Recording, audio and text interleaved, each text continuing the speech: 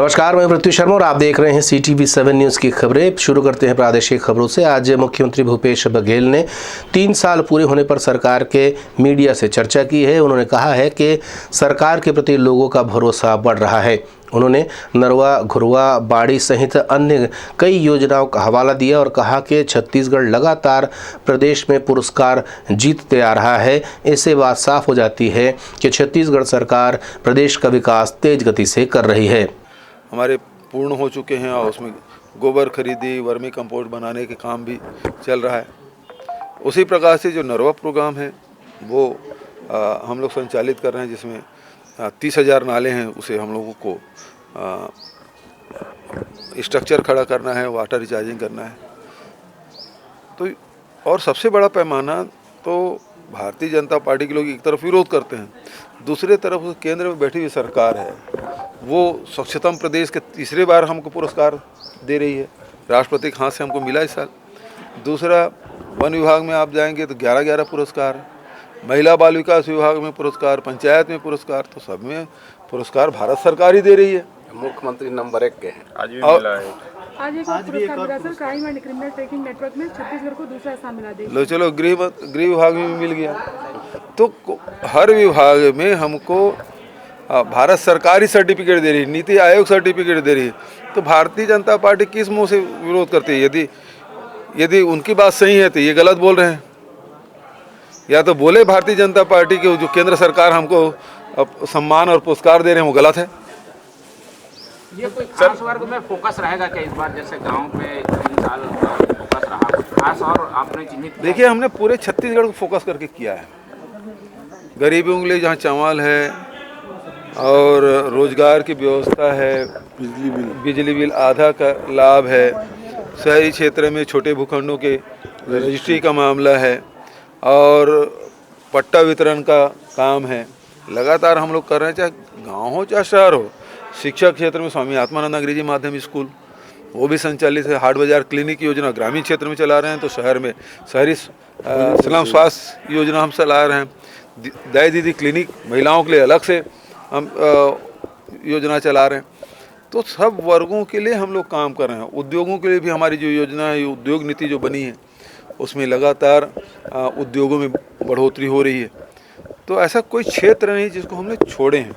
वहीं भारतीय जनता पार्टी की ओर से आज पत्रकार वार्ता लेकर के आरोप लगाया गया कि प्रदेश सरकार जितनी वाहवाही लूट रही है वो पूरी तरीके से गलत है और छत्तीसगढ़ विकास के मामले में 10 साल पीछे हो चुका है। लोग बोलते थे कि यहाँ की तस्वीर और तकदीर बदल गई है, उसको धूल का गढ़ बना दिया है। आज चारों तरफ धूल उड़ रही है। कौन दोषी है इसके लिए? अभी तो आप है ना। हर बात के ऊपर में पुरानी सरकार के लिए बोलना। आप अपनी उपलब्धियां बताओ ना, हमने रायपुर के लिए ये किया। जरा एक भी काम तो बताएं कि क्या किया है। मुख्यमंत्री कह रहे हैं कि यहाँ की भाजपा कहती हमने कोई काम नहीं किया और केंद्र की भाजपा सरकार उनको लगातार बेहतर काम के लिए इनाम दे रही है। ना इनाम तो दिया, ना कोरोना का वैक्सीन नहीं दे पा रही थी सरकार, तो नरेंद्र मोदी जी ने छत्तीसगढ़ और पूरे देश के लिए वैक्सीन फ्री किया।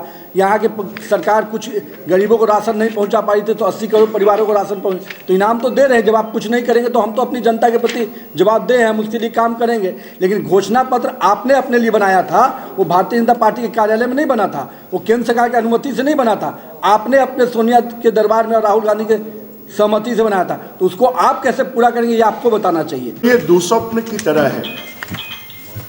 इन 3 सालों में गांव, गरीब, किसान, मजदूर, नौजवान, महिलाएं, अनुसूचित जाति, जनजाति सभी परेशान हैं और सभी का शोषण किया गया है।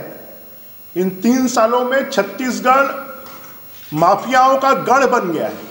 छत्तीसगढ़ अपराध का गढ़ बन गया है।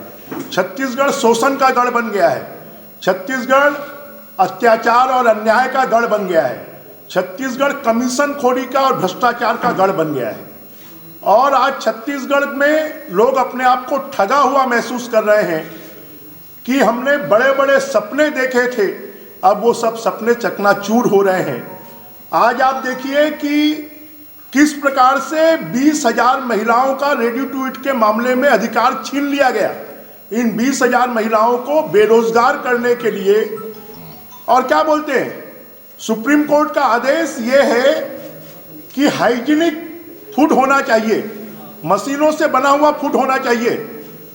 क्या आप महिला स्वसहायता समूह को 50,000, 1 लाख, 2 लाख रुपए देकर उसकी मशीनें जो हैं वो 10-20 हजार रुपए की आती हैं, उसमें हाइजीनिक फूड आप, एक तरफ तो प्रियंका गांधी जी कहती हैं मैं लड़की हूं मैं लड़ूंगी, और दूसरी तरफ महिलाओं का अधिकार छीनने का काम कर रहे हैं। इधर बिरगांव चुनाव में अब सरगर्मियां काफ़ी तेज़ हो गई हैं। भूपेश बघेल भी आज एक कार्यक्रम में शरीक हुए जहां पर बड़ी संख्या में लोगों ने शिरकत की है। हम आपको बता दें कि बिरगांव जो नगर निगम चुनाव होने वाला है, यहां पर त्रिकोणीय संघर्ष हो रहा है। एक तरफ कांग्रेस है, दूसरी तरफ जोगी कांग्रेस, और तीसरे नंबर पर यहां पर आ रही है भारतीय जनता पार्टी।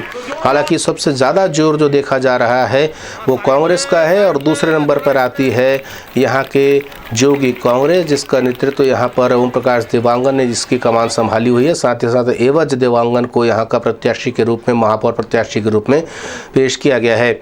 वहीं तीसरे नंबर पर भारतीय जनता पार्टी है जो दावा कर रही है कि वो इस बार भी यहाँ पर अपनी सरकार बनाएगी। हालांकि लोगों में खासी नाराजगी है भाजपा को लेकर। छत्तीसगढ़ के सह प्रभारी नितिन नवीन ने आज देव बलौदा के कार्यक्रम में हुंकार भरते हुए प्रदेश सरकार की ओर इशारा किया और कहा कि नरेंद्र मोदी के प्रकोप से डर रही है प्रदेश की सरकार। उन्होंने और भी ऐसे कई गंभीर आरोप लगाए हैं। इस कार्यक्रम में बड़ी संख्या में लोगों ने शिरकत की है। शिक्षा को रोकना पड़ता था, माननीय प्रधानमंत्री जी ने कहा कि मेरी बेटियां अब केवल शारीरिक रूप से ही नहीं शैक्षणिक रूप से भी सक्षम बनाना है, इसलिए शादी की उम्र को उन्होंने 21 वर्ष कर दिया। इसके लिए माननीय प्रधानमंत्री को एक बार जोरदार तालियों की गड़गड़ाहट से इस पवित्र भूमि से हम उनका अभिवादन करें। मित्रों, मोदी जी के प्रकोप से डरे हुए हैं कांग्रेस के लोग, और आपकी भूपेश की सरकार लगातार बेचैन रहती है। उनको लगता है कि किसी भी प्रांत में जाएंगे कैसे अपनी कुर्सी बचाएं। मुझे तो लगता है कि इनको मुख्यमंत्री बोलने से अच्छा है कुर्सी बचाओ मंत्री बोलना ज़्यादा अच्छा है, क्योंकि अपनी कुर्सी को बचाने के लिए सब काम करते हैं। वैक्सीन लगाने के नाम पर लोगों में तरह तरह का भ्रम है और इसे दूर किया जा चुका है। बावजूद इसके कुछ लोग मनोवैज्ञानिक रूप से इतना डर जाते हैं जिसकी वजह से वो सोशल मीडिया का मटेरियल बन जाते हैं, वायरल मटेरियल। देखिए किस तरीके से एक युवक है जो वैक्सीन लगाने से पहले गाना गाते घूम रहा है कि बस आज की रात है ज़िंदगी, कल हम कहाँ तुम कहाँ।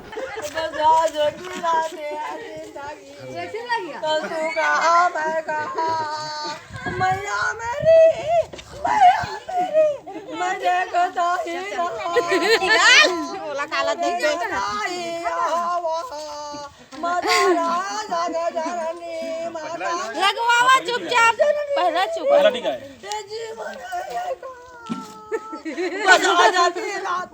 जिंदगी कल मैं कहाँ दूंगा, यमा यमा यमा यमा ये खूबसूरत समा।